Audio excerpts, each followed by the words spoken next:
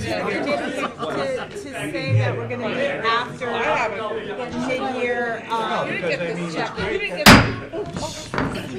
Call this meeting to order. He does that on purpose. Roll call, please.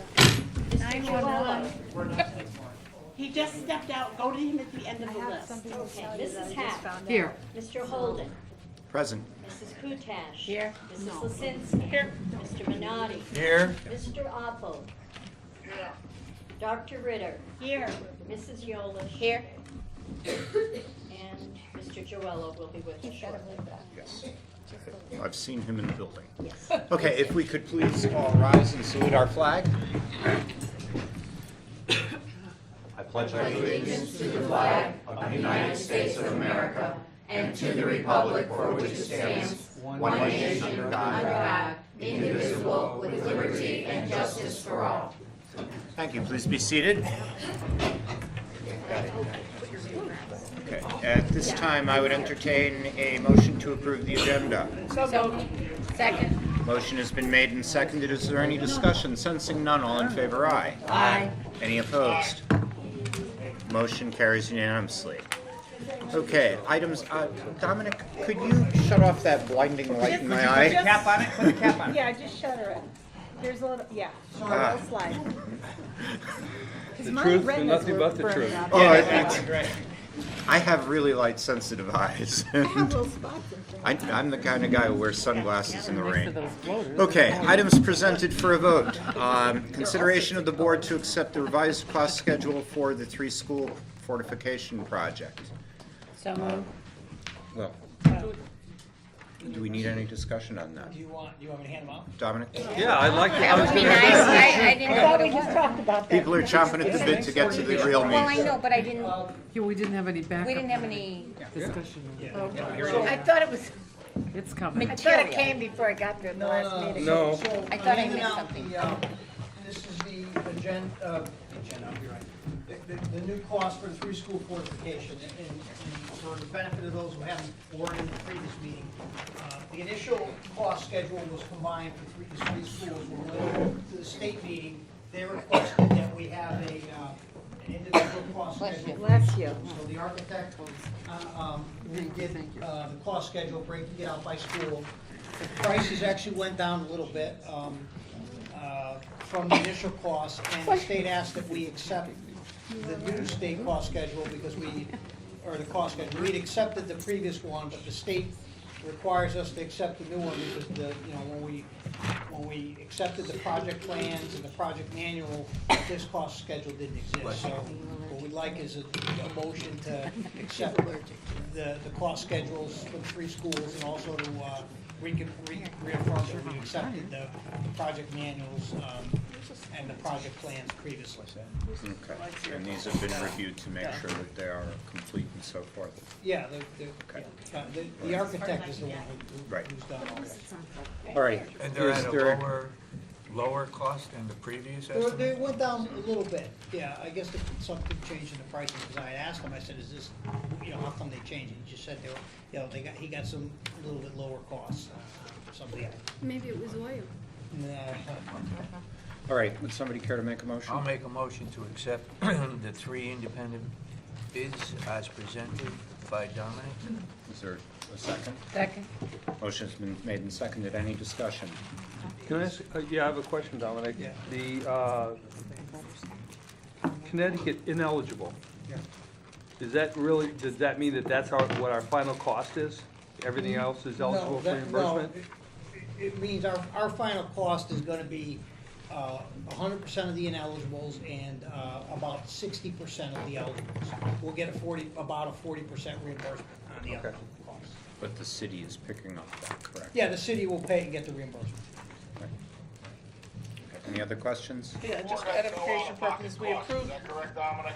I'm sorry, I didn't hear you. No out-of-pocket costs to the district. No, not so far. Okay. Not anticipated. Any enough. expected? Well, What's that? Anything expected? No, I don't think, I mean, unless we were to, there's gonna be time and that type of stuff. I don't know if there's gonna be hard costs to us. You had a question, Arlene? No, I just on the process, so just so everybody's understanding, so we're voting on the three different, because they have to be broken out, and then it'll go to once it's approved, it certainly goes back to the city, and they will complete, so we don't have another situation with, like the roof situation. All that paperwork will be completed, and then, It's already, the paperwork, the It's only all done, paperwork that right. needs to This is get the- done now, it's right. called the SCGO 42, and that's what this is. This needs to go to this board, it needs to go to PIBC. okay, The chairman of PIBC signs it, the superintendent, the chairman of this board signs it, Right. and we just fax it or email it to the state. Right. Everything else is in place, and then they would put it on the agenda, and we would hope to get letters on the 3 schools to go out to bid next and month. what is an estimated finish time, On- completion? on the On projects? the project now, because it's obviously I dates mean, have I would changed. think they'll start it in the summer. Okay, And there may be some lead time on the doors, so Okay. some of that may have a longer tail on it. so we're looking at the beginning of next year's school year, the end of next year's school year, you know. Should be a summer project.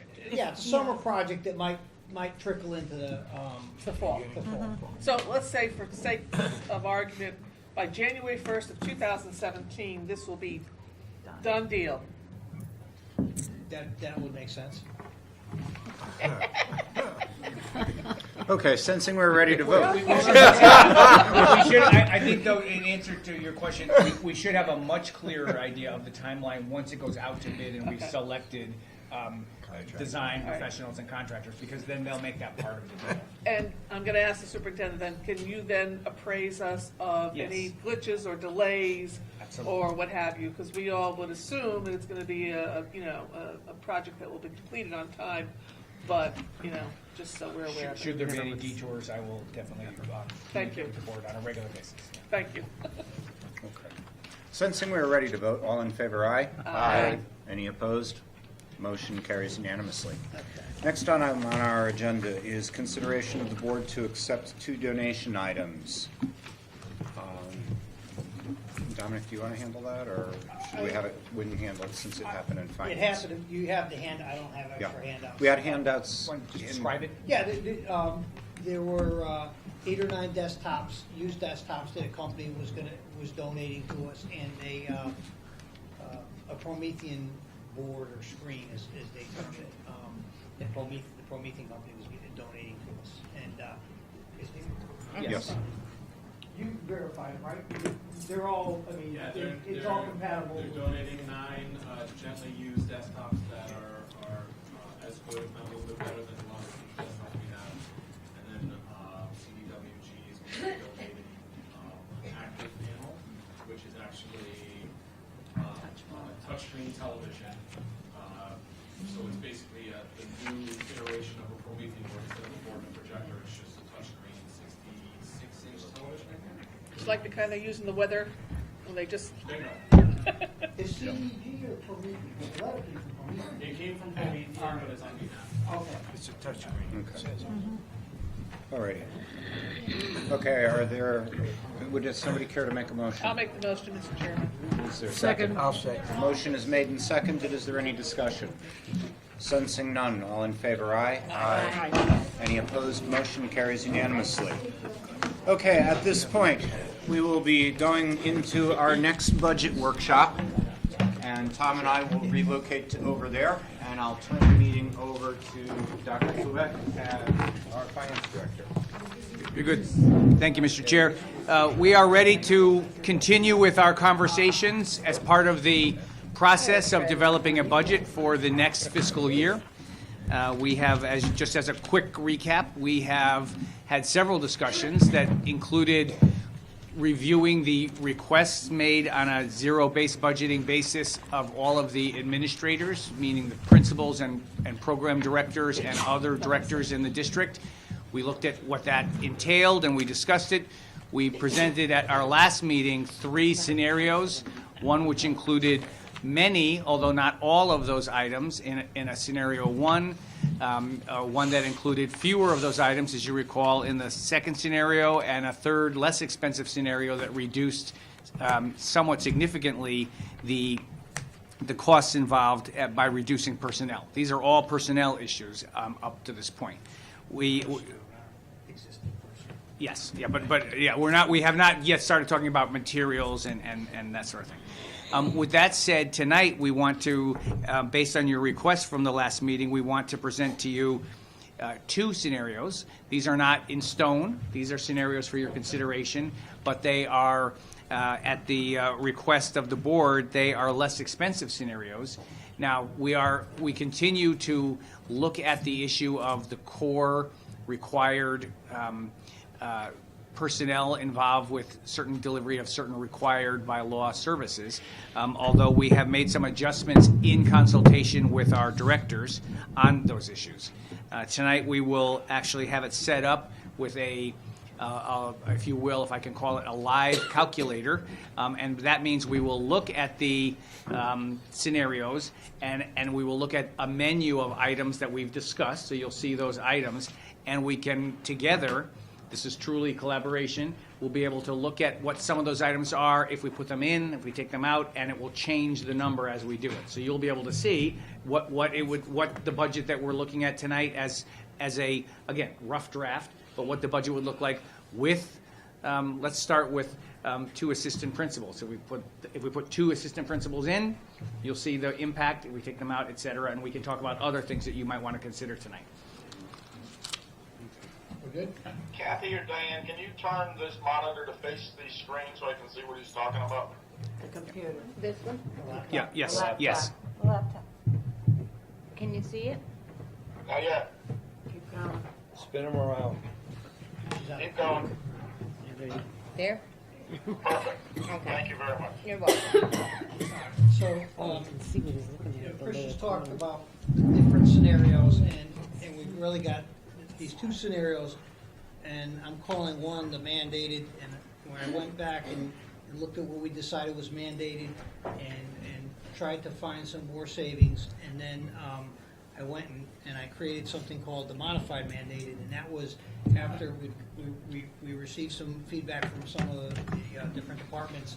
We were able to reduce some of the requests to get down to a lower number, all right? And so the mandated has us at about a $2.1 million increase, or about 3.12%. The modified has us at about 1.6 million at a 2.24%. Really, I think I'm going to go through the mandated fairly quick, because I think we want to really start at the modified, and then if we have to build up, we can build back up. But I don't think we have that much room to go up, so I think we might as well start as low as we can. That's my take. Going the wrong way, sorry. So the mandated scenario, it has the core requirements: the 6 sped teachers, the 2 TSOL, 1 SLP, 0.5 social worker or secretary for facilities, and the 5 sped teachers. Some of the different assumptions were retirement savings, pension, other post-employment benefits, and utilities. And the retirement savings meaning we would assume a teacher would retire, we would replace that teacher with a lower cost. Okay? All right, so what that would look like in summary form is, is this, and again, there's our disclaimer, this is not the request. But, it brings us down to 2.164 million, which is a 3.12% increase, and that's higher than I think we want to be. Okay, so I did break out the details, and it should add up, because I had 3 people check it for me, but you can trust me on that, all right? And so this is really the mandated, and then to further refine it, I went down to the modified mandated, and I made some assumptions. And we basically changed our core requirements, and so the core requirements are now the 2 sped teachers. We took out, we had initially had 6, so now we're down to 2. We took out 4, obviously. 2 TSOL teachers, there was no change. No change on the SLP, no change on the social worker. We removed the facility secretary and reduced tutors down to 2 sped tutors. And I want to just make sure everybody understands, these were additions. These are not existing positions. So, these were things that we thought we would try to add. All right. And then the assumptions were, workers' comp, if we could whittle that down a little bit.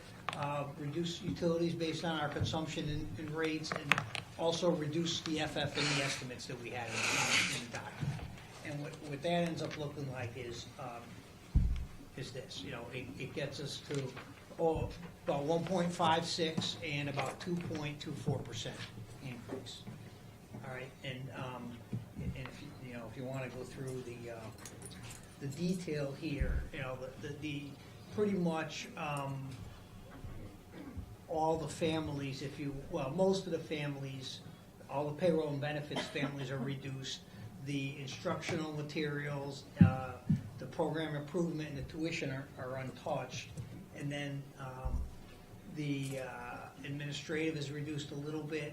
Heating and utilities is reduced, and the equipment lines, the replacement, new and computer equipment. Now, just for clarification purposes, especially for the audience that's watching this on television, the scenario 2, detail 2 that we're looking at right now, adding up to a budget-to-budget increase of a 2.24% budget increase, that does not include considerable amounts of the requests that were made by principals and program directors. For instance, it does not include assistant principals. It does not include additional math and ELA interventionists. It does not include the dyad, the teaching staff for a dyad at Perry Hill that was part of the original request. Those were all reasonable requests. We were responding to the political and economic climate and the direction of the board to look at something that's less expensive. What we can do tonight is look at this number as a request that to me seems highly reasonable, and then look at what it would look like to add back in some of those things and see what your comfort level is. So this detail 2 is just the Is the modified Modified. And modified is a fine word to describe it, but it is another way to describe it would be significantly reduced from the original list of requests. But it only includes, I Do- forgot do- the word. right there. Okay, There's nothing in this The- that the we are not mandate. required to do. right, that's what I'm saying. So there's no enhancements. We use the term enhancements. No enhancements, Yeah. okay. Now, and I beg your pardon, Faith, just really quickly, the trouble with the word enhancements is that one person's enhancements are another person's requirement. So one could say that, is an additional, are additional teachers for a dyad an enhancement or a requirement? Reasonable people could reasonably disagree about that. We put this together in consultation with some of the directors and also using ultimately our best judgment in terms of what we thought you'd be comfortable with for tonight's purposes. Where do we stand in sped hours by taking out 4 sped teachers? The SPED director, who is not here tonight because of a personal issue, worked with us on it, and she felt that although this was not her best choice, that she could stretch and make do with this if we had to live with that kind of number. Please. Yeah. Is it fair to say that this scenario does not reflect any of the requests made by the staff? Yes. Right. Yes. It only reflects these that you're seeing here, which are the top part, the core requirements. This is the cheapest way we know how to do. I just what want to we make a must point do. of that. Yeah, because well, you're correct. That's significant. Yeah. All right. So. So let's look at the calculator and let's add back in 2 assistant principals just to see what that looks like. Yeah, so the way this works, and I apologize if it doesn't look great, on a regular monitor it looked pretty good. Then when I put it on the laptop, I didn't factor in that the screen was a little smaller. But so just look, these are the different items we had talked about. The yellow are the ones we'd identified as core at the initial meeting, okay? And this is our current year budget here. This is the modified mandated number we came up with, the dollar increase and the percentage increase. This number here should change as we add or subtract. So if we said, okay, putting 2 principals in, all right, what's that going to do to us? Yeah. All right, so it's gonna bump our number up to, our increase is gonna go up to 1.8 million, and it's gonna be a 2.6% increase. So does everyone see how that works, right? By adding in this was just an exercise. We're not advocating for or against that. What we're showing you is by virtue of doing that, there's that kind of an increase, which has there's a price, a sticker shock component to any increase. Obviously, depends on how far we want to go. Dominic, can I ask a question about the secretaries? Yes. The salary number that you're using, where is that in their range? Top of, I'm looking at the number. That's two. It's the top of the range. Well, No, it 53? isn't. That's for two. no, that's per That's for person. one, that's for Okay, one. what's their beginning salary? About 40. It's not. About 40.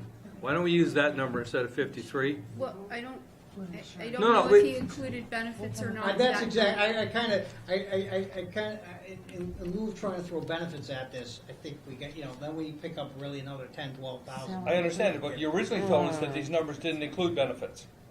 And these do not. So why don't we use the entry-level salary rather than the top of the salary range? Because we're going to be hiring somebody off the street. Are we The thing required? is, if we by use the entry list? level, then we also have to Yes, factor and in the if benefit we are number. If we required by the figure that list, and that would be 53 an is entry good level for entry level at about plus 40. benefit cost, Depending on. I think Who's on the that's a who's on reasonable the place list. to But be. no, we don't have to pay experience using 53, for they're anyone on thinking there. entry We level. can start them at entry level. I understand what from you're that. doing, I just, Yeah. Okay, so it's a point well taken. I mean, that is one way to do it, to look at only entry-level costs when it's possible. Well, in the case of the secretary, it would be only entry level. They don't get hired in Right. at a higher Higher rate rate. because of 25 years of experience. I that's mean, right. So that would only be an entry level. That would be a very realistic figure. We What, can. 40,000? All right, so you want to, Certainly Yep, not so 50. let's Not do it. 53, right? No, what Carol said is about the entry level. About 40. About Entry. 40. But then we do need to But figure, 53 would cover it with benefits. I know, that's but originally they why- said it 53 wouldn't. would cover with benefits, yes. All right, so before we do this mathematical Gyration. what do we exercise really here, need for the entry level plus benefits, and let's put that in there. What do we really, I'm sorry, Mark, I didn't hear you. that'd Entry be- level probably be about plus 52. benefits, what's that Probably actually that add up? number to? Well, right up our there. single benefits would be an additional 10 to salary, family would be about an additional 12 to, about the additional 13, and, So we're at 53. I'm sorry. So you're at one 53, plus so that number is spouse, good. And then family would be at about an additional 18. But we're not So- doing that with the other positions. For the assistant, principal, that's strictly the all salary. right, so if you want to You gotta be level playing consistent, you field, gotta be All consistent. right, we'll put 40 in there. Does that work? Yes. All right. Okay, but then we do need to But Dominic, include. just so we understand though, the minute we do that, and I understand that that's how it may have been presented earlier, we are gonna have a new line that says benefit cost for above. Right. And So our number is add all that money, and it's not into this equation yet. 4, right? Yeah. Did you hear that, Dominic? I did, I'm just It would- wondering, does it make more sense to throw benefits on all of them and be done with it? Then Well, we know. Well, I would say we throw does, benefits on actually. anyone That's- that we're looking at. That's Right. fine too. Okay, all right, so we'll go to 52 here, 40 for salary and 12 for benefits? Yeah, if your highest do that, cost for and then do that benefits with is the other 18 ones, and too. your lowest Okay. is 10, a middle number might be 13 to 14. Would be Yeah. average of 10 and 18 is 28, so what's that? 16. How about you I take, wouldn't put 16 at that much. how about you take at the bottom and say X number of positions times placeholder I for mean, benefits do you equals. use a benefit number when you budget? Do you use, Do you use an Yeah, I average just don't, benefit I use number? it in the, I don't use it in the, I don't use it in the salary line typically. But Okay. we're really looking at the total number here, so it doesn't matter how we break it out. Right, but if But we're, we should be because the question- consistent. yeah, right, we need to be consistent, and if we're gonna use that 52,000 for Exactly. the secretaries, then we've gotta add that The into assistant principal. 1, 2, 3, 4, well, no, we have All to of do it with all of them that All we're right, so adding. we're gonna Only the use ones 12. we're adding. We're We're gonna gonna use 12. You're gonna Use 12 and as add an that to average each of benefit them. line? All right. And that's right. Or make one line with the benefits, whichever's easiest. Yeah, you could do that, add one line and it just says the multiplier times 12. Yeah, yeah. So we're gonna put another, would the halftime sped tutor, no, that's not. There's no bennies there. No, Ben. All right, so let's see, what do we have to, 9/7. 9/7. Towns are Easter. I think 20 hours. Big chunk.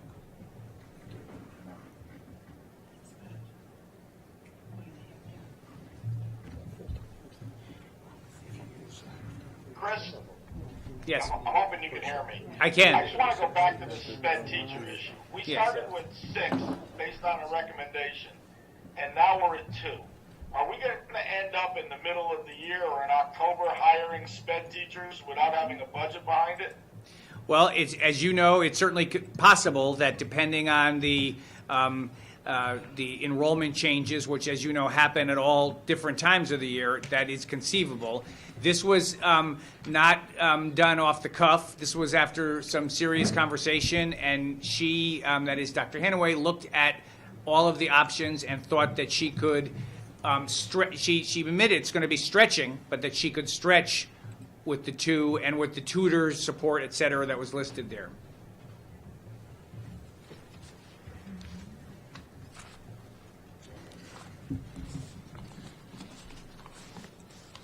We realistically be safer with 3. Okay. All right, so do we want to take out, let's talk for, so we've taken out the assistant principals. I mean, we just put them in as an example. Yeah, that was an example. All right, so now, right, so now let's add, instead of 2, let's add a third sped teacher. Okay. Are people in agreement You're that putting adding it a in? third It's in. makes sense? Yes. Yeah, it's in. Okay. Gotcha, sorry. It's weird looking up and down. All right, so you see what that does, 2.366 Okay. with the Now third. also, We added the third just now, what happened so fast? In the addition. we have And the- no, See the number? we have no That's TESOL the teachers additional in the modified proposal. That's only one. Oh, right. We, No, we have- do, 2. 2. 2? Okay. Yeah. Ah, But they're okay. not extending There it. it Oh, does. yeah, that, you're reading we it don't correctly, do it. Yeah. but they are in there, yes. Sure we do, see? Yeah, they're- Okay. Dominic just fixed it, okay. All I right. have a question, Yes, Faith. if you don't mind. We're looking at the salary, is this multiplying out by the number of people somewhere? In other words, Yeah. we're looking, right, Yes. someplace it's taking. So if we were gonna add 2 more principals, all right? Yeah, And this yeah. is just it, all right, so we That's- hit 2. So now we're gonna Okay. go up to 280, and we got the 85 up here, so we're looking at 365. See the total on the bottom. Okay, so we're multiplying this by Yeah. that, Delete that number, right. and you're multiplying it by the salary, okay. Yeah. Because we're only seeing the single salary, we're not seeing extended. No, we're Yeah, extending it salary. in that column In on. that Where it column right there. shows additional costs, that'll show the map. And then the percentage changes to. Right, that I see. Okay. Could, The other concern that I have between the mandated scenario and the modified scenario, the 2 things, is we did take out the Secretary of Facilities. And I share that concern. I am really concerned about the fact that, John Calhoun has replaced 2 people, and he is certainly doing a wonderful job for us, but I think that getting him some clerical help would be very productive, because as we talked about last week, a certain amount of his time is spent on calculating out payroll Right. for the people he supervises. A full day. Yeah. can we, All right, so would you like us to stop and put that in? well, I think, I talked to John about it, and he did say that he spends about a day, and he's got purchase orders and work orders filed. I think we should put in a half a person. That would give him 20 hours a week for somebody to do all the paperwork. And then we can revisit it next year and adjust it accordingly. Now, the other question is, earlier on, we had somebody for curriculum as a secretary. Right. Would it be possible to get one person who was able to do both jobs on a part-time basis. But the contract. In other words, allows it? oh, you mean a part-time One basis to do? person and Right. half the time they work. They share So their one hours. full-time person Sharing. splitting their Sharing. responsibilities. Departments. Yeah. I don't know if that works. Would the secretary's contract allow that? Yeah, but then you have benefits that come in because now they're full-time. Well, yeah. Yeah, but That's- right now, well, we're well, throwing but so benefits let- on them anyway. Yeah, because so we put it in the- So let's pause for a second and ask the contract issue. Shouldn't To matter. create a new position that was essentially No. 2 positions, half-time, it strikes me that we could negotiate that. Well, I would have to certainly see I'm somewhat familiar with the duties that Mr. Calhoun would need the secretary for payroll, so the person would have to learn our payroll system, which is Munis. I'm less familiar as to how the curriculum and instruction office is going to use the new person, but I could certainly meet with them and see what the duties are. The bottom line is the duties are clerical, and that encompasses a clerical job description. So unless we go outside a basic job description, I don't see a problem contractually. And the salary would remain the same, entry level about 40,000, So do you wanna put plus a that in? benefits line if the individual One chooses the FTE. benefits. But So if we're we, gonna go to one. Or you could choose to go 2 half-time two people half-times, 2 and different no people, benefits. no benefits. We could choose to do that. We could choose to hire 2 part-time individuals, 20 hours and 20 hours. If we go forward though, and we find that we really want to have just one individual, we lay those 2 part-timers off, we have then some exposure for unemployment. Right, or we expand the job and offer one of them, or both, a full-time position, and we only lay one, and we have just one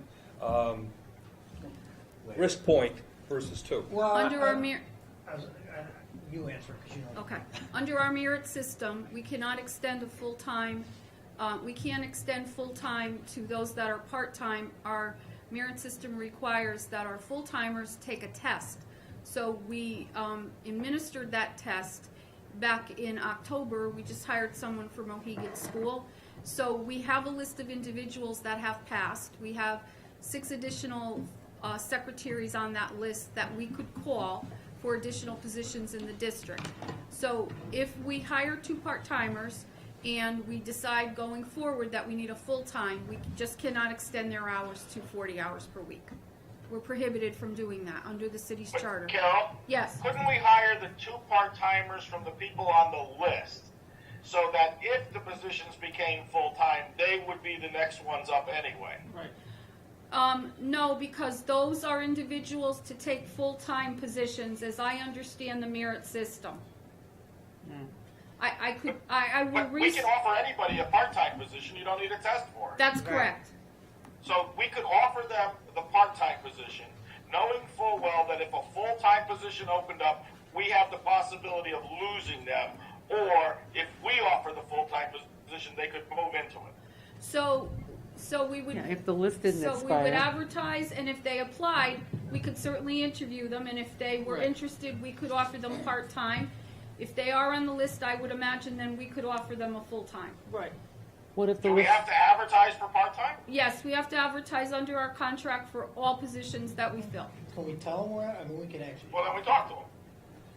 Well, it sounds to me like this is just a process issue, and it's not necessarily, there are hoops we have to jump through to do it, but it's certainly within our purview to do it and to move forward and to put it in the budget this way. I would change the word process to charter. How long You does, say process, I say charter issue. okay, how long does is the list good for? 2 years. 2 years. And what's the date on it? When did the clock start? I believe it was October. I can't give you the Okay, yeah, exact but date. that, Yep. What would we pay a part-time person then versus the full-time person? I believe entry level is about $21 an hour. For part-time? Yeah. Because Is- they're is part part-time of the in the union. contract? Yes, they're a union. How would you annualize that?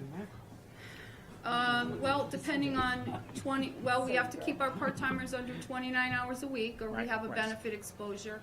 Depending on 25 hours a week times 20 hours, and whether or not the person is going to work 10 or 12 months.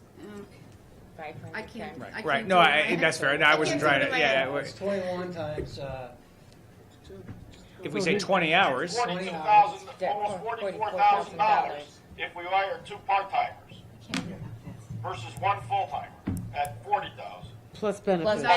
Without the benefits So for the that's the part-time. difference. The difference is about $8,000 or $9,000. And then the flexibility you have with the part-time is if you want to reduce them to 15 hours, you can reduce, you can do that. Well, then you may have an issue getting a part-time person. I don't Maybe know. these people want full-time work. No, I think, You may. we might, but, You get some stay-at-home moms. yeah. Yeah, that look for something We're that's. talking about 2. I'd start with the 2 21 part-timers and times we've got a two. little more Retired flexibility, individuals. that's all. all right, so we're going to put in, is everyone in agreement, we're putting in 2 part-time, And two going back to- half-time FTE clerical at, we're going to just say for Let's see. the number's sake here, 4 days a 22,000 week. each. Yeah, okay, that works. For John.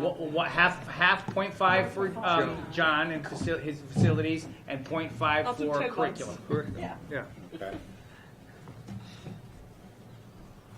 I think, Same thing Americans. I think that is a good change. Yeah. Okay.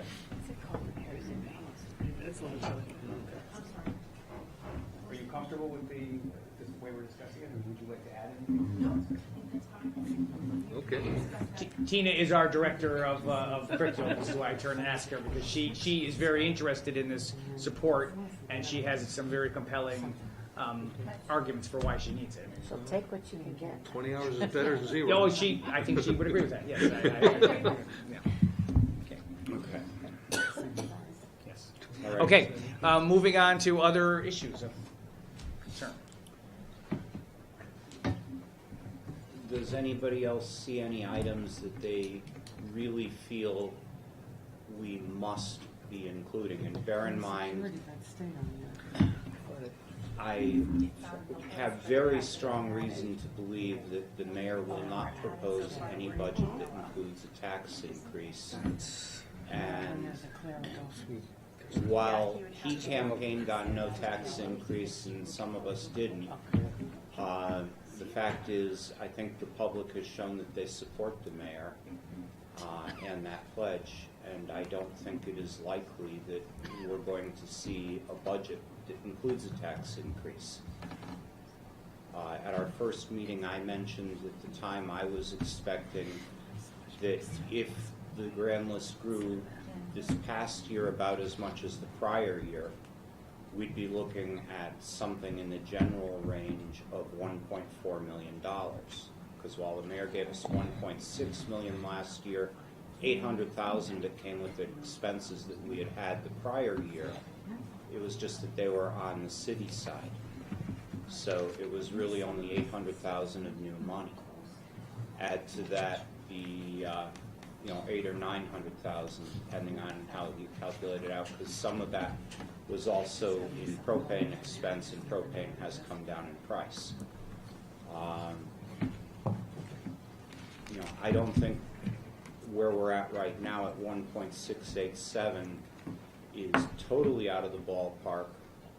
I don't know that we have any realistic odds of getting that much. Okay, maybe we will. There's always that magical Powerball ticket which hasn't shown up in my driveway yet. There's 2 unclaimed in Connecticut, so it could be there, Mark. Yeah. Just haven't found it yet. I'll take another look when I get home. And one's in Fairfield County. Yeah. Oh, good to know. Okay. Mark, I just have Dominic and Chris, have we taken an opportunity to go back and look at some of our costs? I know that we tried to anticipate real, particularly though with natural gas or propane, auto gas, and also the health insurance account. Yes. Yes, we have, and part of the assumptions built into this model, the one that we're looking at right now, currently at a 2.429% increase, includes a reduction in what we would allocate for utilities. And that's based on experience. And So healthcare. as you know, and everybody on the board, there's always a risk involved with any assumption, but based on trends and based on what we're reading about in terms of the Iranian oil fields coming online, et cetera, it appears likely that the cost of gasoline will not increase significantly. Plus you took down the healthcare number. bit, we did. Right, you shaved that down a bit. Yeah. Yep. So, yeah, we did shave, I don't know if that's the right term, but we looked at numbers and we thought we might have some capacity in them and reduced them. You know, I don't know that there's that much more we could really, well, I guess we could look at how much risk we're willing to accept on the insurance, but, you know, that's probably a conversation all in itself. So if I can, I'm just going to play devil's advocate. And the devil's advocate in me says, I've been here the longest of any of us, and I've been through 26 years of budgets too, and there's never a good time. We've been in the boon of times, and it's never a good time. And we've been in the worst of times, and it's never a good time. So are we kidding ourselves by nickel and diming ourselves, or do we just go forward and realistically say, we really feel we can, this is what we need, or we just throw everything out the window and do nothing? I mean, because that's basically what we're saying in a sense. Or do we realistically try to go forward with what we honestly think we're going to need, and then let the chips fall where they may? I mean, I'm going to still go back to that premise. Because this is like laying down without a fight. Well, this includes increases, as you Yeah. say. I mean, this includes increased But there's staff. so many other increases. that But we're are not we going to doing. ever, we've got this wish list, are we going to ever get that extra library media It's not a specialist? wish list. Are It's we not going a to wish ever? list. Well, it is, because we keep Well, wishing I for think it every I year, think it's an and we're not essential getting list. it. It's But what essential. I'm saying is, it's a wish list, because are we going to ever get that extra math specialist? Are we going to ever get those assistant principals? Are we going to ever, you know what, it's never going to be a good year. I mean, I we should, think if we show that we are really trying to work with the mayor to come in with the lowest responsible budget we can, okay, and that we are trying to be mindful of the taxpayers. But that's not our charge, I don't Mark. think it's going to make a That's difference. not really our charge. He's Charge gonna is do to what do he's what's gonna best. do. I'm going to go back to the statutory requirement, and that is what's best for the district as a whole. That's what we're elected to. We have different functions than the Board of Aldermen, the Board of A&T, the panel planning and zoning. That's, I understand. I know you want to come in with a certain figure. But to- also, I want to come in at the best final result that I can. And part of that is trying to establish that we are trying to be reasonable and we are looking to be frugal so that we can bring in the best education that we can at a specific price, because the price is what matters to the people who cut the check. And so if we offend the person who cuts the check, then they are not going to have the incentive to be as nice to us as if we can show them that we are trying to be reasonable and work with them. If we asked for $1 more than we did last time, we're not being reasonable, no matter what we do. Dominic, I don't want to break up this philosophical conversation, but if we took the absolute minimum mandated increases or additions to our budget and took the adjustments that we've made based on the zero-based approach we took at the beginning, what number are we at in a dollar increase? Dominic, could you rephrase the question? You're basically saying if we didn't add 1.6. any, if I'm understanding right, we don't add any staff, and we take all the aggressive assumptions on electricity, energy, insurance, etc. What's the dollar increase? Is that right? No, I'll take the, tell me what the minimum mandated The mandated. additions are, plus the aggressive assumptions.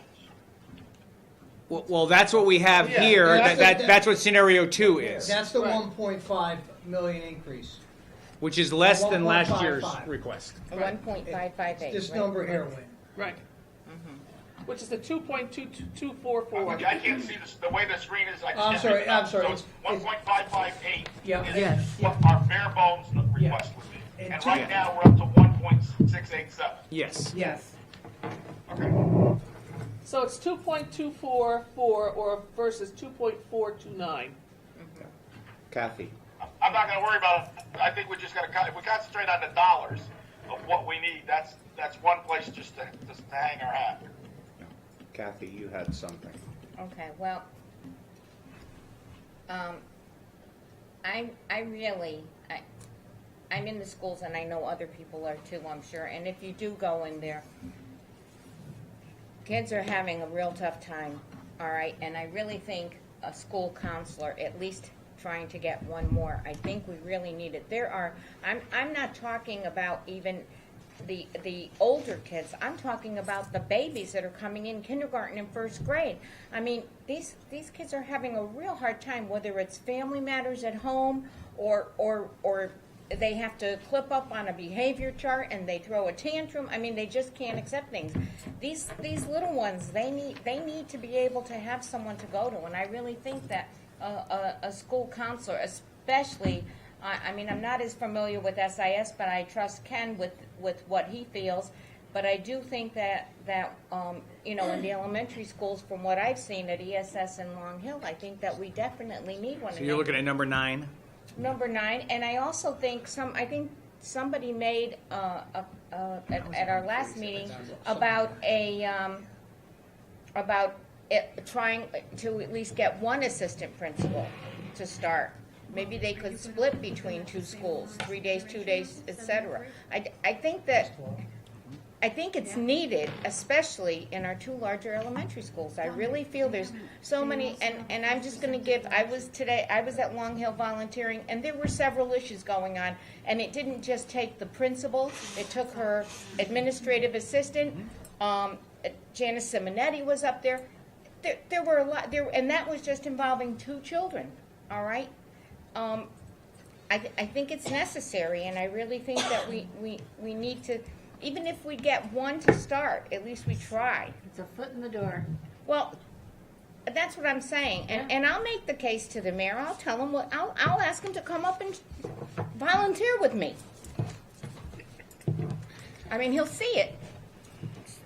So, I don't know how anybody else feels, but I definitely would like to see that. I'd like to see an assistant. But Kathy, if we add those amounts, I mean, we're going to add another 10%, 150-something thousand.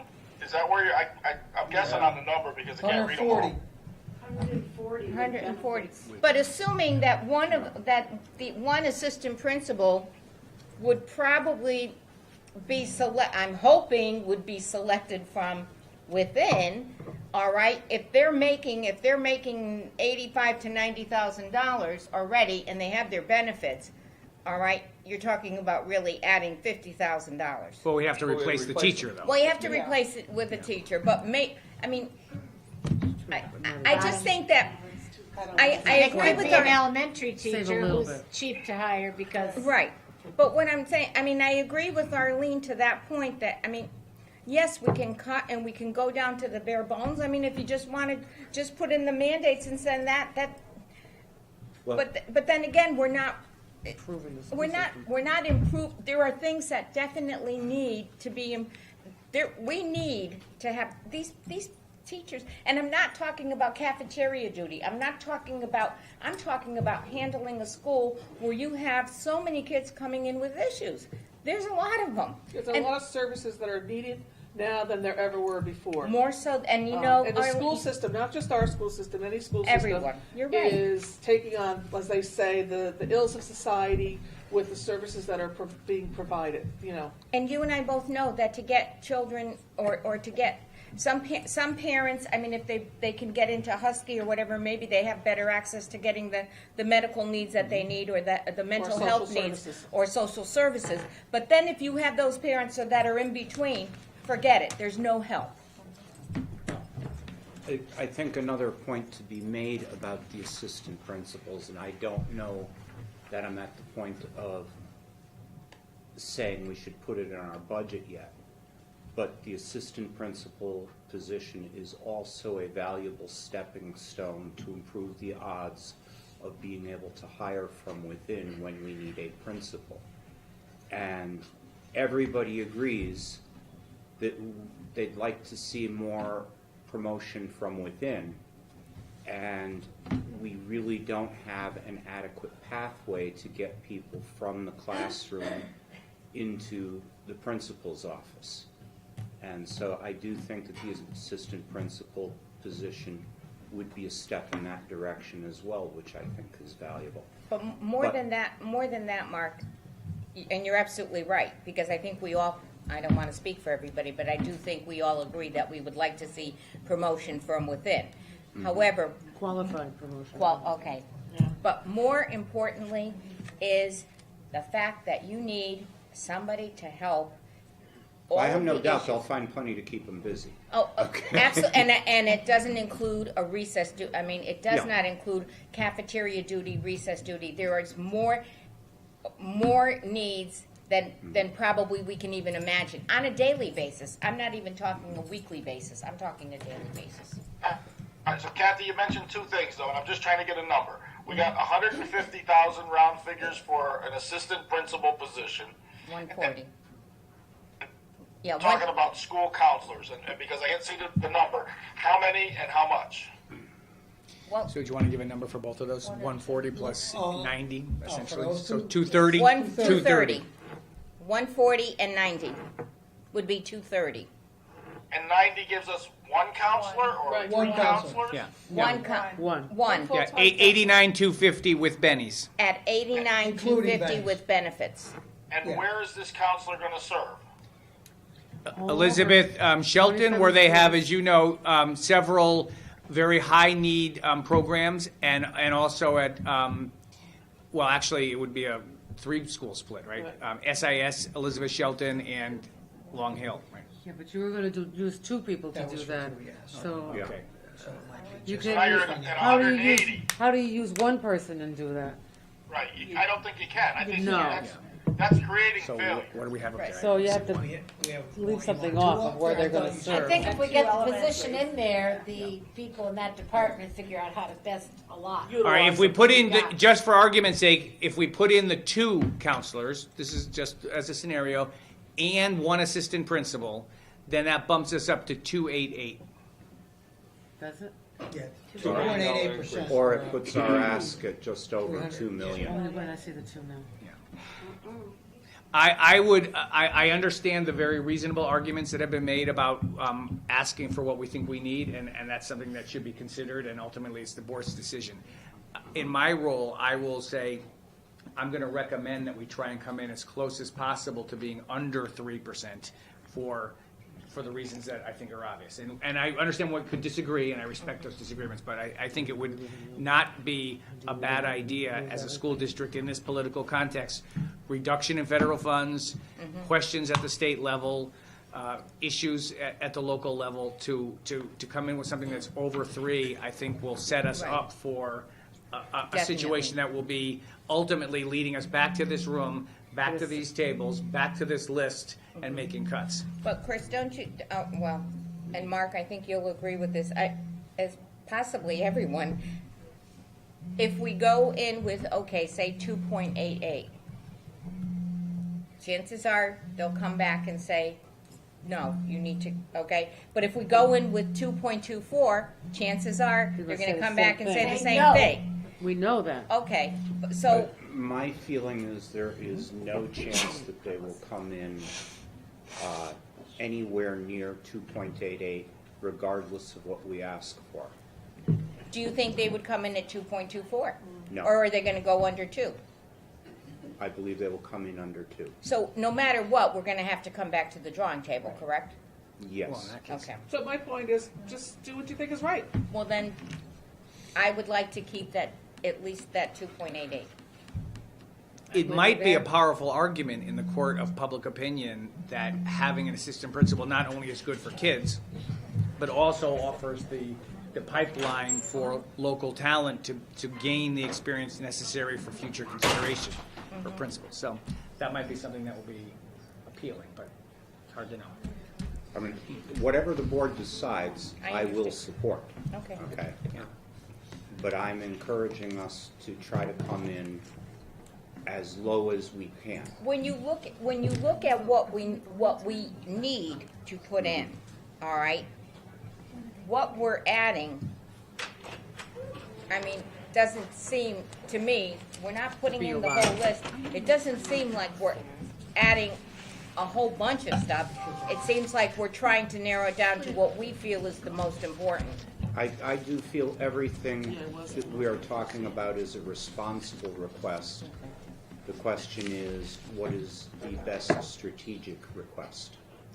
That, you'd have to have a crystal ball for that one, Mark.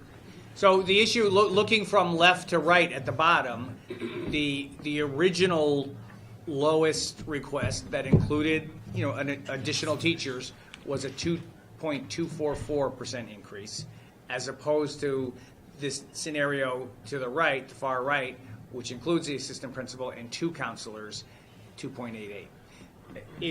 What is the difference between those two numbers in terms of the response we'll get and the perception on the part of the public? I ask that as a rhetorical question. Well, I'm going to respond, Chris, because I think the public will not respond favorably to adding administrative costs. Right. And that's what an assistant principal is considered an administrator. And I think in the general public, the comment will be they're just adding more administration. They don't see it as enhancing education. Okay.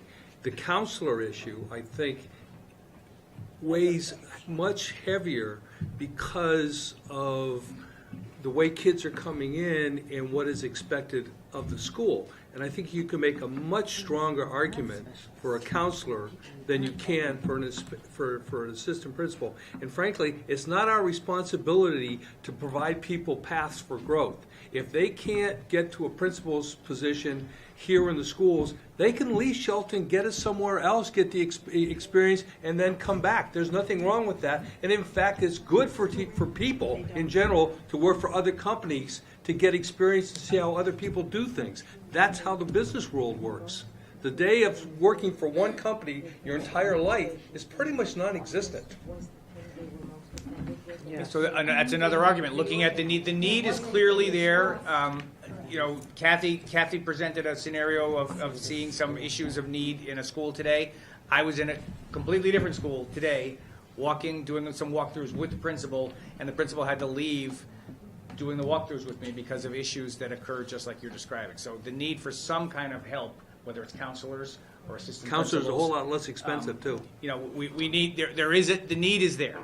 Well, just one other point, and I asked Lorraine this just for verification, but if I can recall, about 6 years ago when the superintendent was commissioned by the Board of Ed, or it was before I came on anyways. No, it was when I came on, and he had to reorganize central office because the greatest criticisms were that central office was filled with, they had too many administrators. Is that correct, Lorraine? So I think, Dave, just for your information, I think that at that time, that's when he reorganized and got rid of some and condensed some positions. Yeah, he consolidated about $1 million out of. But wasn't that, They Arlene, weren't all wasn't, administrators. no, but wasn't, it seemed to be. No, it wasn't administrators. It wasn't all. It was. It was. It was. It was administrators. He realigned. She was an instructional coach. Yeah. Yes, but they all got shifted back to the school, But so it Right. wasn't only administrators. It was A central office position, Yes. and that's what That's the they, point. that's the biggest, yeah. That's It was central and that's office, what not just is always administration. brought up. I mean, you talk to anybody, they always say, get rid of all those high-paid people at central office. I mean, that's always been a bone of contention. It's easy to say. Well, I know. I'm just But they say clarifying that. Yeah. I've not really heard too much about. I would like to have, just like we took a kindergarten tour, I would like individually to see if some of the aldermen could come with to see in a school, because I'm telling you, what you saw today in one school and what I witnessed in another school, I mean, that happens on a daily basis. So chances are Absolutely true. they'll see it as well. And when they see how many people it takes, I don't know, but if you have to put a child, you have to take one child and put him into a hold? A restraint, yeah. Okay, I mean, how many people can a principal, can one of you tell me, how many people does it usually take? Yeah. Okay, as few as, Well, it's not just about two people caring, holding the kid. There needs to be the nurse involved, administrator, somebody needs to be taking notes, an observer. So I think it's important that, one, we realize that, yes, these needs are real, and as they're being described, and two, the sky is not falling. We have very able administrators and able teachers that do a fine job, but the reality is, to help those very children that we're talking about, and the other kids in their classes, make it through in a way that helps them all achieve at the highest possible levels, having 2 extra counselors would certainly not be a bad idea. Right, better than principals. They're trained for that speciality of causes. So if we take out, this is again the evolving scenario, if we leave in 2 counselors and take out 1 assistant principal, now we're looking at a $1,866,000 ask with meaning a 2.686% increase. 2.8 went to 2.6. 2.686. Right, but there was 2.8 something before. Right, it's down, so that's reduced from 2.8 to 2.6, exactly. Can we maybe go around and get each person to weigh in on, because there are people that haven't spoken and we've been ping-ponging back and forth? Okay, let's poll the board, and we'll start with Wynn. Wynn, your thoughts? Yeah, I mean, the 1,866,000 number that we just got to makes me a little more comfortable. I don't disagree that our principals probably can use some help, but I'm not sure that hiring 1 to try to split amongst 2 or 3 schools is going to solve that problem. I would weigh in with the counselor. I mean, I have a difficult time because the schools are now being required to do things that parents always did. And somebody's going to have to pay for it, and it's us. So I would support the 2 counselor mode, and the scenario that got us to the 1,866,000. It brings us under $2 million, which is a psychological number that, we've got to understand how that's also going to play in the public realm. Okay. Kathy? Well, I do agree with Wayne about the counselors, but I would also like to see at least one assistant principal. I mean, at least we tried. I just would like to try. Maybe with a prayer, light candles, I don't know. But I would like to see that as a start. Okay. That's my thing. Well, I agree with both of you, and the problem is 1 assistant principal going to make enough of a difference? If the answer to that question is yes, then I'm definitely for it. If it's not, then we shouldn't do it. If it makes enough of a difference, if it adds enough value, then I think we should do it. Okay, But I don't know the answer to that question. I have to look out there for that answer. Yeah, well, and I think that, when you start splitting assistant principals and have them moving here and there and everywhere, I think it diminishes their capacity to do a good job, and the support is reduced significantly. And the stress on them is... The other concern, frankly, that I have is if we are only assigning the assistant principals to 2 schools, that's leaving other schools with a lower level of support, and is that fair to them? Now, the flip side of that is the answer to penalize everybody, okay? But, I mean, that is one of the things that I consider is the fairness question. But let's move on a little bit.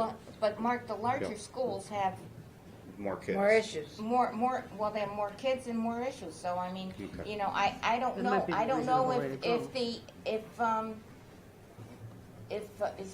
Bev and Kristen. We have had in the past an assistant principal that went between 3 schools. I can tell you that was difficult for that person. It was difficult for us to be able to balance all of that. She did an excellent job and went on to become the assistant principal at Perry Hill. I think that the issues that Kristen and I have on a daily basis, based on the population of the school and the makeup of the school, that with only having a half-time counselor, the demands, the populations have changed. Certainly the mental health issues have changed. amount of 911 calls that I take. Today I had a student, it took 5 staff members and myself. And then when you have something like that with a student that comes up, the amount of paperwork as a follow-up to that is astronomical.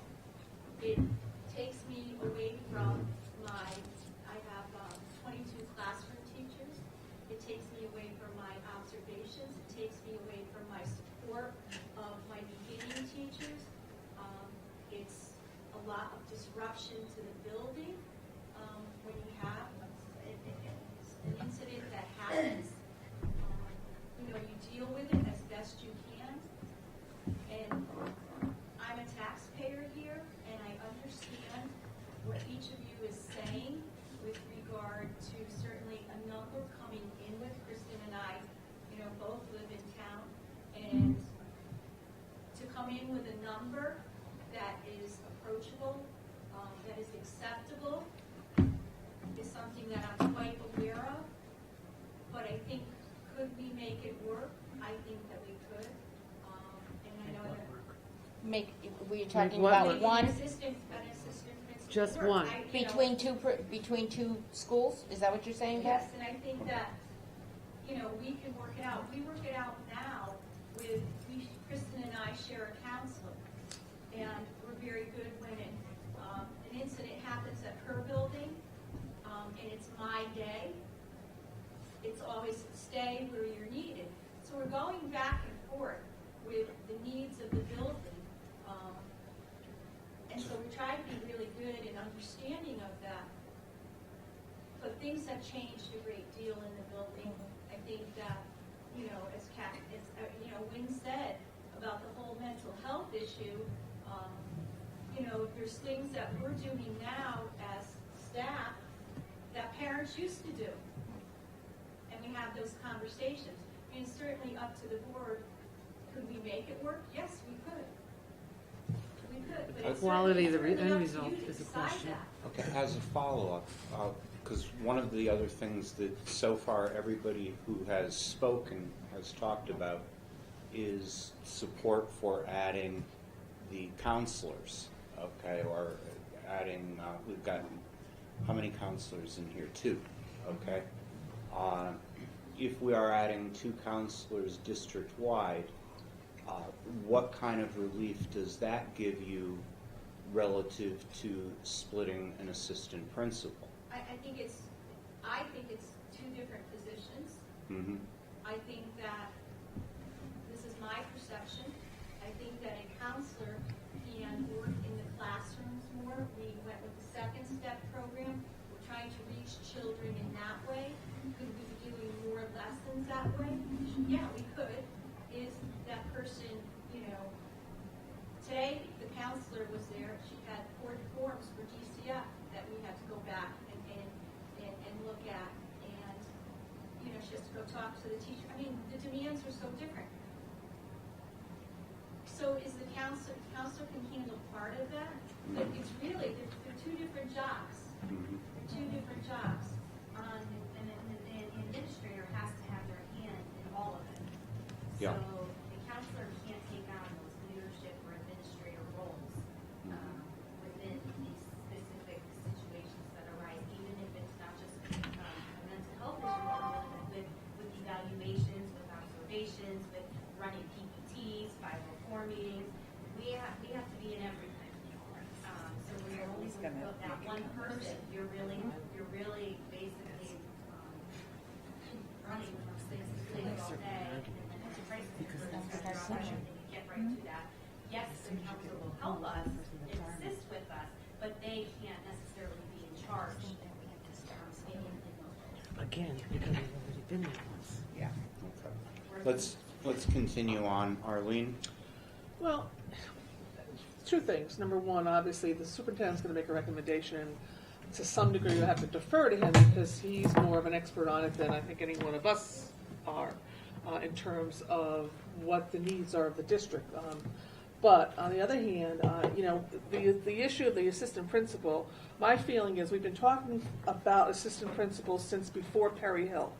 Okay, that's been the wish of this board, is to start with one, maybe get another. We're not asking for assistant principals like Trumbull has in just about every school. We're asking for just one or two. We have a staff member here who used to be assistant principals shared in 2 schools. I mean, Lorraine, you could speak to it. Absolutely. Closer than anybody else And, can. and it was a program that we did have, I hate to say it. Started in a very 1990. long time ago. Right. But as Bev had mentioned, when you're talking 3 schools as a split, that is basically, Too as much. Wynn said before, it sets you up for failure. But a 2-school split is Doable. manageable. It is. And as Bev mentioned before, if an incident occurs during the day and you feel that you need to stay at school A and you can't get to school B, there's a lot of communication between the building administrators where, well, I'll trade you a day here if you give me a day here, and eventually everything evens up in the end. But it's a great opportunity for experience. You learn to be a pretzel and be very flexible and understand the needs of the building, because in essence, that's the needs of the school and the kids. And Lorraine is Primarily the kids. living proof of the promotion from within. Yes, I am. That's So, And look where she is now. so I'm just pointing out that because it's been done before here in Shelton. Absolutely. It's not like it's a new idea. And I'm just of a feeling, if we're not going to ever get assistant principals, then let's throw it off the table altogether and let's not waste another breath on it. On the other hand, if And it's at one point, Shelton actually underwrote 3 assistant Right. principals on the elementary level. Right. So, but on the other hand, if we really feel Then where strongly did they about the go? needs of assistant principal, as does the staff, then my feeling is at least try to get one and one counselor. Again, I'm going to go with the fact that I think that we need to 2 present what we need is best for the district and let the chips fall where they may. That's my thought process. Okay. 2 counselors. Kate? 2. I think it's all been said about the assistant principals, that we need to say what we need and fight for it. And a minimum of 1 going forward. I mean, at the outset a few weeks ago, I was all for putting in the full 4. At this point, at least start with 1 and work from there. And dividing it between the 2 biggest schools is a good starting place. Okay. As well as, if possible, the 2 guidance counselors, if not 2, at least 1. Dave? I'll pass. You have no input on this? I mean, this is not a final thing. No, I know that. I'm going to And- give and- people a second crack at the Oh, apple here. Yeah, no, Okay, but- I know, and I appreciate what Bev has said. I mean, I'm not an educator, and it's been a long time since I've been in the schools, certainly a long time since my kids have been in the schools, and things have changed. Unfortunately, the public's perception has not changed. And while I agree that we have to do what's best for the schools, and I think the counselors, I totally understand that and can support that. I just am not convinced about the assistant principals being necessary. Dr. Ritter? Well, I think school counselors have a lot more value to the whole school body. They're in all the classrooms, it's already been said. They have specific training to handle crisis. Assistant principals don't. They don't have that kind of training.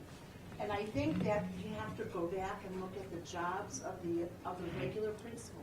If the evaluations and some of the jobs are too cumbersome for them, they need to be eliminated, simplified, so that you can put your efforts into those areas that involve the kids more, than focusing on teacher evaluations 197 How do you eliminate teacher evaluations?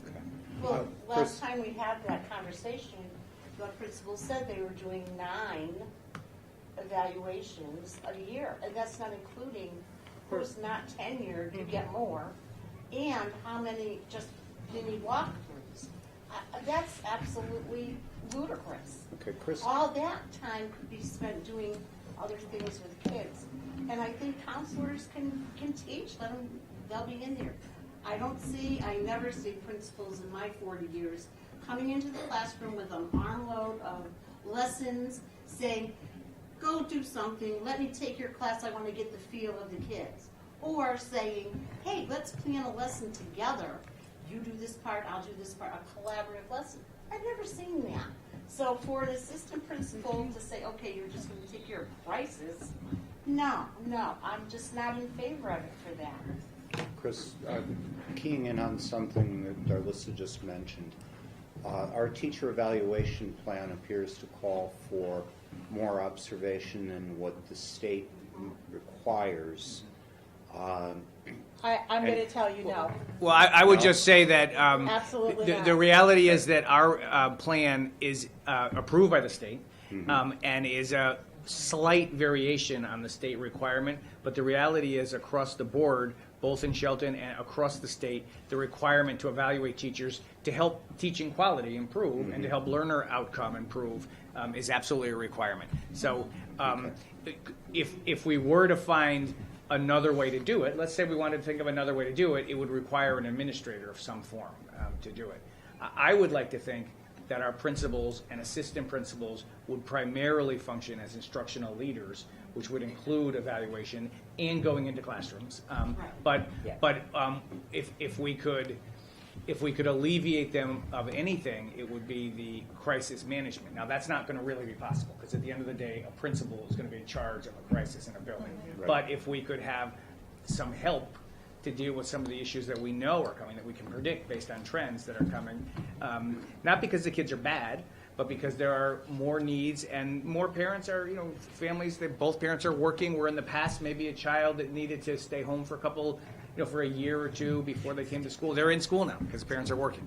And there are other issues. I mean, it's much more complex than that. Okay, But- so your feeling is then changing our teacher evaluation model does not make sense at this time? I don't think that we would. I don't think the state would permit us to do it. And at the end, if we reverted back to just the plain vanilla, if you will, state model, it would be essentially the same thing. Mark, we Hey, Mark, have to apply. Let me see for if I our- can find a middle way here. Okay. If we took this assistant principal position, that I see the merits and I understand some of the economics, so I'm going to try to maybe soften the economic side, and we only posted it in-house, that would reduce our costs to about a $50,000 hit. Now, what I would then suggest and challenge the superintendent and the administrators to look at is there a teaching position within the district? Because we're going to assume that the assistant principal will be a teacher from within the district.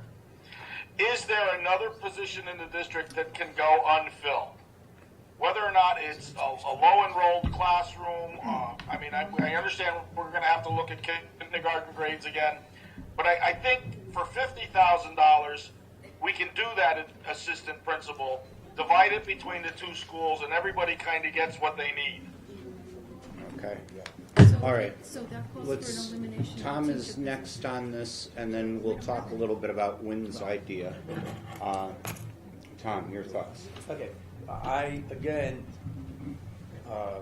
advocate definitely for the two assistant principals, because I think we need them to meet the needs of the kids. However, I've been a strong advocate for assistant principals for as long as I've been on this board, not for the glory of having a name of assistant principal, but I do see a need for it, and I strongly believe I originally would have went with the 4, cutting it back to the 2, but I definitely see there's a need for 1. I think Wynn's idea was something I was going to talk about. I mentioned it as an interim, but in any case, I think that if there is a teacher that we could remove from the classroom per se and put them into that position, it doesn't necessarily give them the stepping ground, but at the same time, it does give them the experience. I could ask any of the educators here, where would you not be able to get a job if you didn't, fresh out of college, go to a school and get the experience? Whether you're an administrator, a director, you had to get experience someplace. Well, I'll speak for myself. I had 38 years of experience in Bridgeport. I moved up the ranks, and I was very happy to. I lived in the community. I taught the parents of the kids there, but at the same time, I had the opportunity to become a department chairperson, and then I was eligible to move into a directorship. I had the opportunity to be an assistant principal. Could I have that in another area or another district? I don't know that. But at the same time, I was given the opportunity. If we don't give our teachers the opportunity, then I think we fail. That's my prerogative. That's my statement. Okay. Wynn had suggested the idea of looking to hire from within and see if we could find a class with low enrollment to eliminate as a way of perhaps saving a teacher position. Would anybody care to weigh in on that idea, yes or no, or further discussion? I think it does deserve some research for But us you to really look can't, into it. you really can't decide till August. Pardon me? It's something we might not be able to decide till August. Correct. As far as But the low it's something enrollment. we should be able to look into. But posting from within, definitely. Well, low enrollment could work in a number of different ways. I mean, you know, it could be if we have classes at one of the upper grades that are poorly enrolled, that might be a way of creating a position or finding a position. If we have low enrollment because of people moving out of the district, that might be a way. We are currently projecting a flat enrollment for next year, and I will tell you that my read of the tea leaves is still that we are going to be seeing our enrollment level off and start to increase in coming years because of new development within the community. And also Flat looking at the enrollment in number. general population, but not necessarily flat enrollment in special ed No, population. special ed is going to climb. Which is going to climb Right. and therefore put a bigger Yes. pressure on the budget. But looking at the fact that 2 of our 9 board members have become grandparents within the last year, And there's another one hoping desperately. I think that we have, indications that perhaps the birth rate is starting to climb again, at least among Well, it family is. members for the Baby Board of boomers, Education. boomers are booming. They're boomerats. Well, so is there, to your question, Mark, if you were to ask us to explore this, this would be something that would require, there's a lot of pieces here, and Yeah. we Okay. can certainly look at whatever you'd like us to look at, but we'd have to look at all of those potential pieces and I- then come back to you with something. Do people like this general concept? Kathy, What's the concept you've developed now? Where are we? what Wynn talked about, where Adding we the only post 50,000. from within, and we try to find a way to eliminate a teacher because of low enrollment somewhere in our system. Well, I don't like eliminating any teacher position, but I do agree that I mean, I think that once I just asked Lorraine about enrollment, and she says, once the kindergarten registration starts in February and March, I think March 1st, then she might have a better idea of exactly how. Yeah, the problem that we have with that is our budget request needs to go in by the 15th, which, by the way, means I feel we're going to have to approve our budget request by February 3rd, and we still have a lot to cover. Realistically, I mentioned the teacher position because it would be an even swap. Okay. You can find $50 amongst the rest of the budget, you're still going to be able to cover your cost. We have a board meeting next week. Right, we'll have a budget meeting prior to that board meeting, I believe. We wouldn't be eliminating I a teacher. thought there was We'd a be eliminating a policy meeting. position Oh. only if it can be And done. we We're not did looking talk for- about having a brief Right, budget meeting. We talked about 3 back to back to back. Right, we have ad hoc and then ad hoc and find a budget and then, right, ad Regular. hoc budget and then board meeting. Yeah. Quick question though. Are we assuming then all the other line items are locked in as such? We're gonna go with that, basically. Yeah. And number 1 and number 2, we haven't touched upon capital at all. And what my concern is that we're running out of time. So, do we schedule an additional budget meeting to figure out, and then obviously we have to hear your recommendation. So So after the 27th, you're suggesting? right. Yeah, I think we're gonna need to add some, and, I mean, put February 3rd on your calendar now, okay? Because I'll guarantee we're gonna have a meeting then, okay? Do we want to schedule another meeting just in case? I think- Tuesday before, and if we have to cancel it, we cancel it? I think it behooves us to do that, because I think that we have a lot of material to cover. Right. And, you know, we are trying to come up with the most frugal budget that we can that meets the needs of our students. And that takes a little bit of extra time. Mark? Chris, when do you want to present your budget? I have a special meeting marked well, already for February 3rd. The first week of February would be ideal, so that I could present it and make a recommendation to you, and that would give you a little breathing room to consider it and deliberate. Because we have to have it to City Hall by what date? 12th, I think, right? The 12th of February. Which is a Friday. When? Yeah, I see. I'm looking at the calendar. Mark, I have it down that we have a special meeting of finance at 5 o'clock on February 3rd. Okay. Well, I don't know, I have it, I marked it down. That was probably off the original calendar. Yeah. Okay. Yeah, it was I think probably- it got dropped off somewhere in the way. I'm telling you, it's certainly back on. And actually, at one point, we were talking about having a public hearing on it. Right. And quite frankly, There's no I time. am of the opinion that if we were going to have a public hearing, it has to happen early enough in the process for us to be able to factor that into our discussions. So frankly, we probably should have had it earlier than this. I think it makes more sense for us to go to public information nights. On the other hand, in discussions in the public, certainly I know and I believe pretty much all of us have tried to get across the point that we are always open to talk to people about ideas. And so, you know, they don't need to come before us in a meeting, they can send us an email. I have down the 27th, last week we talked about squeezing a meeting, and I know we have an ad Yeah. hoc policy at 4.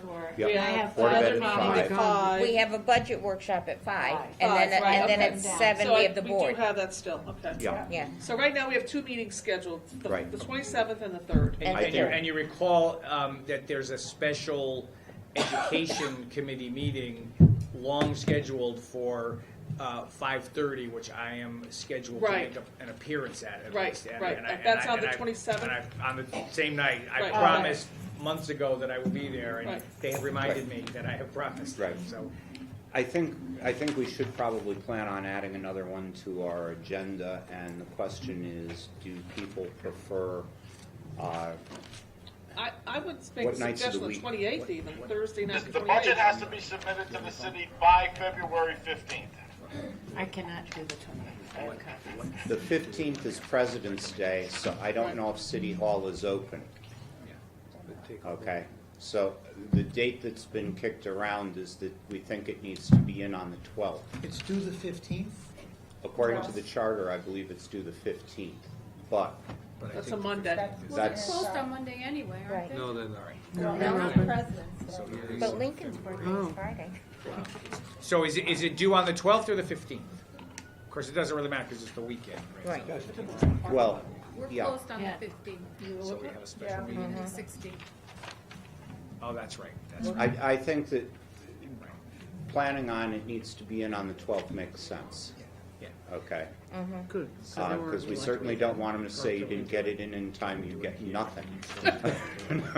Well, they can do that, then the state will come in and take, and the state will tell us how much we're gonna have. And that'll be fun too. That might go. So how about then the plan that I will present to the board a superintendent's recommendation on February the 3rd? 3rd, right. Well, except that's the night we've got to be ready to vote. Unless we add another meeting Yeah, the next day. okay, well, I don't know how much time you need to prepare your budget documentation to go to City Hall. I'm looking to give you guys Right. adequate time. So if we could vote sometime shortly after that. So we can do the Thursday, the 4th? The Thursday, the 4th, And it gives February them 4th. over the weekend and that whole next week? Obviously, we want a very clear document with a Right. compelling set of numbers that are easy to read. And I just would rather lock in some dates right now. Yeah. February it. 4th on the Thursday at what time? 5? Do 5 o'clock, do it earlier if we need Okay. it. Let's What add time it is the February February- 4th at 5. What time is the February 3rd meeting? How about 6 o'clock, or you want to make it 5 o'clock? I have it down as 5. Okay. February 3rd? Yeah. So the third and So fourth. 3rd are and both 4th at at 5 5 o'clock. Mm-hmm. We could potentially vote on the 3rd if we like what we, Could. if we. We could do enough hammering We've been between very now and close the to all 3rd. of We this. say, We fine, might run be with able it. to do it. Yeah, We got 1 to 20. we're listening, obviously, Well, so. we could, Mm-hmm. What? We go back we and could forth. announce that as part of the agenda, that a vote may be taken. Yeah. Right. So that Right. if On we the want 3rd. to, we can. Yes. Right. And if So so, February 3rd, we could vote. And- Possibly. and- Possible. Yeah, possibly vote. Just by then, we're not done enough. Well, after we hear the superintendent's recommendations, we probably have added we've contributed to a lot of them, so we may just be able to vote that night. It's possible. And maybe not. Moving back, other people relative to the concept of promoting from within and finding $50,000 someplace else so that it ends up being more of a wash. Anybody have specific comments on it? Okay. General show of hands, they like the idea? Okay. They don't like the idea? Okay. Jobs and the work to do. Okay. So, All right. so can I ask for clarification? I think I'm hearing that although there's not a unanimous agreement on this issue, we are going to explore what it would look like to add an AP, looking for some form of a reduction to defray the costs. Yes. Okay. Yeah. With that said, where do we stand on the 2 school counselors? Most people were for it. We're as for I it. was I've counting. seen considerable support for the concept of the Yeah. 2 school You councils. want to take a vote on that? We could raise hands again. That brings How us many to people- $1,900,016. How many people like the general concept of the 2 school counselors? Unanimous. That's That's unanimous. unanimous, okay. Okay, Are so there- it's a 2 point, just in theory, it's a 2.758 increase if we And at ended this up point, adopting. it's still under 3. Right. it's free. It's So under Are- 3 and it's under 2 million. Are there any other items on this list that people feel are critical to add? Not at this point, oh my God. Okay. Are there any other items that are not on this list that people feel are critical to add? Where are there material improvements or other areas we haven't Minimal. explored? Minimal. And part of this model is minimal. I mean, Pocket change. instructional materials, we have a cost per student. It's a simple Formula. So things like textbooks, Yeah, yeah. instead, there's no big ticket items that aren't personnel. Not really. And we have, I mean, we put some FF&E in here, about 180,000 of FF&E. You know, I mean, that would be some technology, that would be some sports equipment and, maybe some band stuff. I mean, Dominic, I asked the question last week too, because this is the last year of the teacher's contract. Next year is the last year. Well, next year then, okay, rather. Yeah. What is that percentage of increase in the salary line for teachers? This coming year? For the budget we're gonna be talking about. I can email that to you tomorrow. Okay. Because that, I mean, when you look at that, I mean, theoretically, you really have to look at that figure because that's part of that figure. That is part of that figure. So that's a mandated cost, because it's a contractual agreement, cost. right.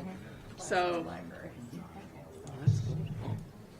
So is what Arlene's saying is that those numbers really aren't true? That 69 million current is actually have to increase because of raises that people Right. are going to Well, get? contractual, Well, right. Absolutely. Yeah, that's part of- That's but this that- year's. That's in this Right. number here. That's already Right. in there. That's Oh, in it's there. already in that Yeah, section? yeah, yeah. Oh, It's okay. in but I'm there. just trying to figure Okay. out of that 71, Yeah. what percentage or what part of that is in there? Because that does impact that other figure. Yes. Yeah. But, I mean, essentially, at the end of the day, that's already calculated in, and the 1.916 number is the number that is going to get the most scrutiny. Well, Okay. just for the purpose of the board, again, I don't want to add any extra work, but in going into 3 different categories, of that number, how many dollars in percentage are the contractual obligations? With being zero-based, I don't know that we can get an accurate number of that. Well, Because I mean, we don't have a rollover. Well, you Okay. still have an increase in cost.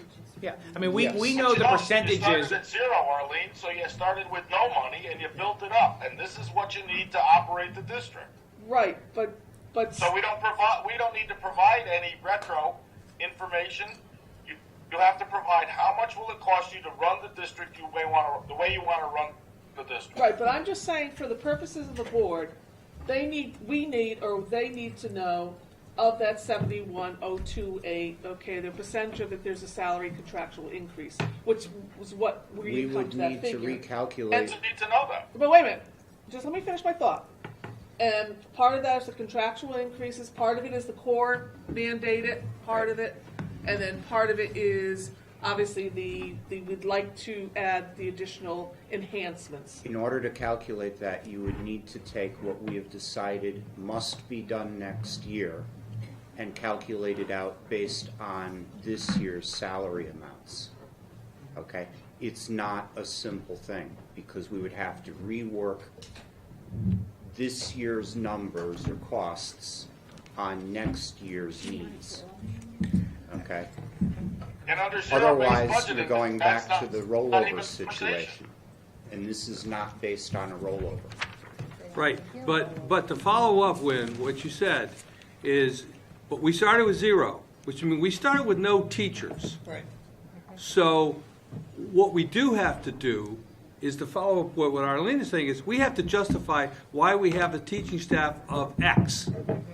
That's driven what by we the have to do. student count. We've assumed that all these teachers we needed, but we have not had a presentation that says we need X number of teachers to handle this size of a student population. I believe that was in here, wasn't Well, it? then next Wednesday, we should have that as the first part of the presentation.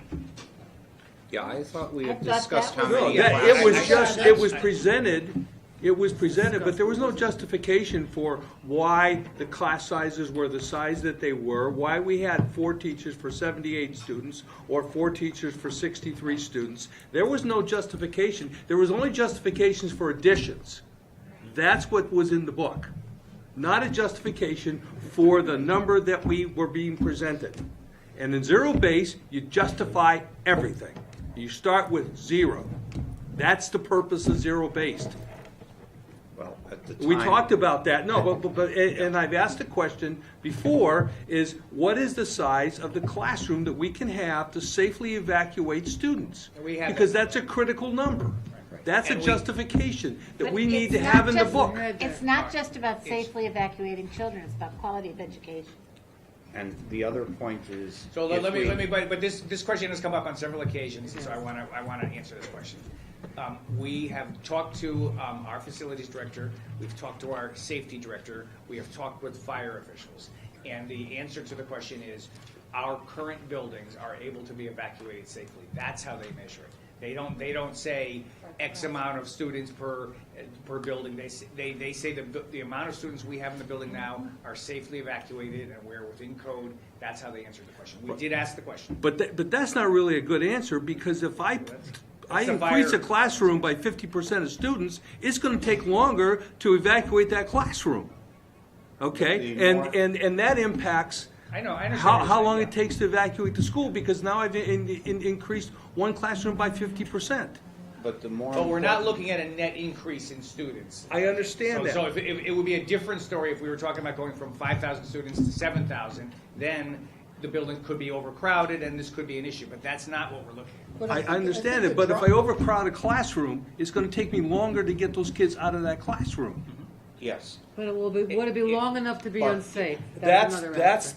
the Well, I question, think they- you know. So I think the answer that they gave you is a cop-out. No, I But the don't think driver so. for us is not how fast we can get them out of the classroom or how safe. It's really how many how many at a certain age need to be in a classroom for us to? teach Well, it's a effectively? fair question that Dave proposes, but I think we have a gentleman's disagreement on whether it's a cop-out or not. I think the fire department has looked at it. If we were to add 3, 4, or 5 students to a classroom, they are feeling we have the capacity with our staff and with the fire department staff to get the kids out safely, and they've looked at the times, and they have charts of how many minutes it takes, and our principals do it once a month, and I've been through it millions of times myself.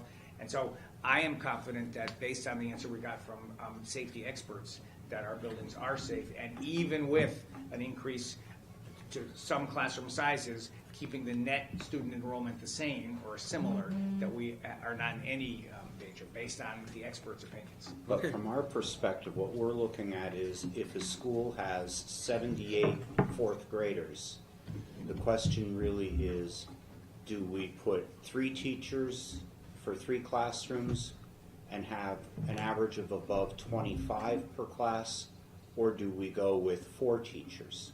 Okay, that's the kind of question that we're going to be more concerned with, because the difference between having, say, 18 kids and having 25 kids is not liable to be nearly as great in terms of the safety aspect, even though safety is of critical importance, as it will be to the educational aspect.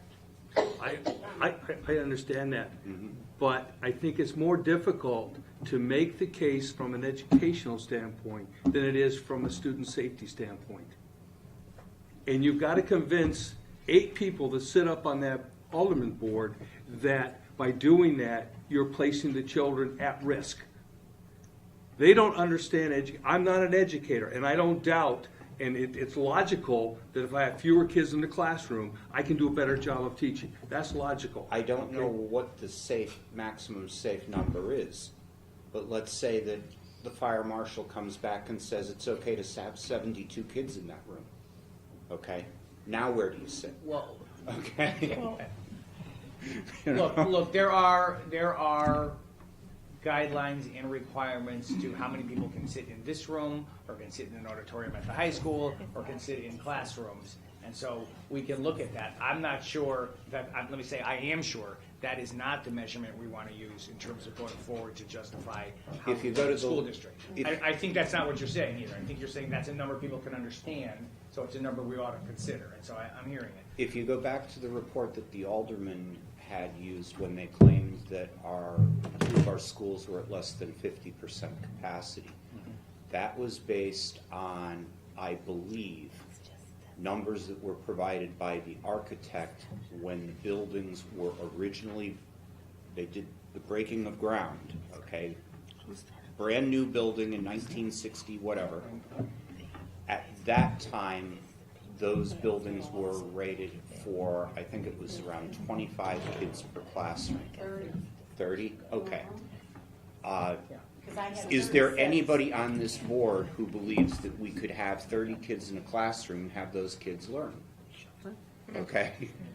Well, Well, they did.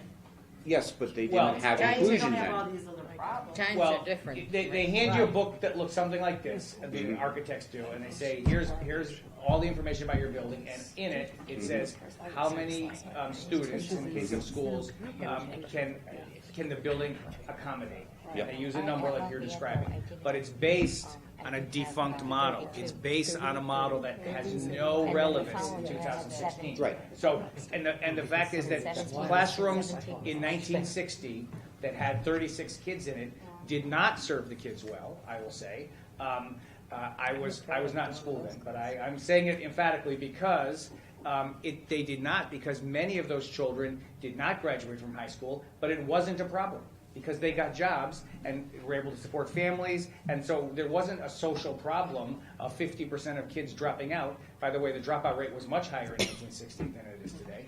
That wasn't a problem. Today, it's a very different world. The global world that we live in is different. The competition that our kids face is different. And the special needs that our kids come to school with are significantly more complex, and it requires using the space differently. So the old model, if you imagine an egg carton, except it's a set of classrooms, and you say 25 per classroom, that doesn't exist anymore. So whatever those arcane document said, it doesn't apply to the current world we live in. And Chris, that's exactly the argument that has got to be presented when the budget is presented. They need to clearly understand that you can't use those numbers, and they have to understand why. We've had that conversation. Okay. Yeah. It hasn't been well received. It is. Well, you know, well, I don't even want to go there. No.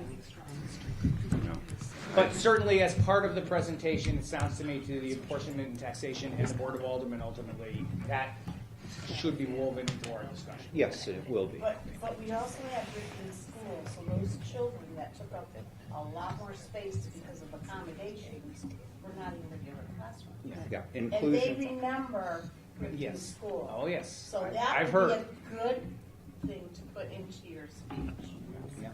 Inclusion has really changed things, and That's right. also, I've talked before about how much the teaching profession has changed since I was a kid. And quite frankly, the teachers I had, there is just no way I could imagine a teacher of today handling a class of 30 kids, even if all of the special ed kids are not factored in, okay?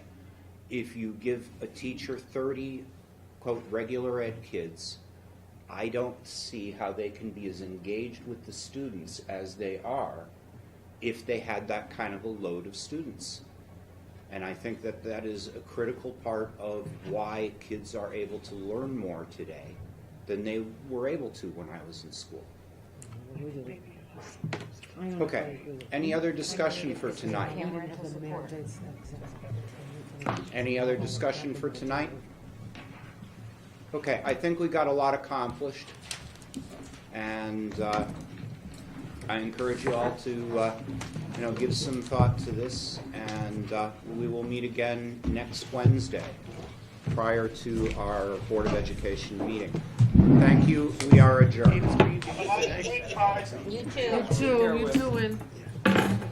Ooh, that looks disgusting, doesn't it? In a green We got introduced to green beans tonight. Hey, we said we were adjourned. Standing and adjourned. We said we were adjourned. We're adjourned. Cutie.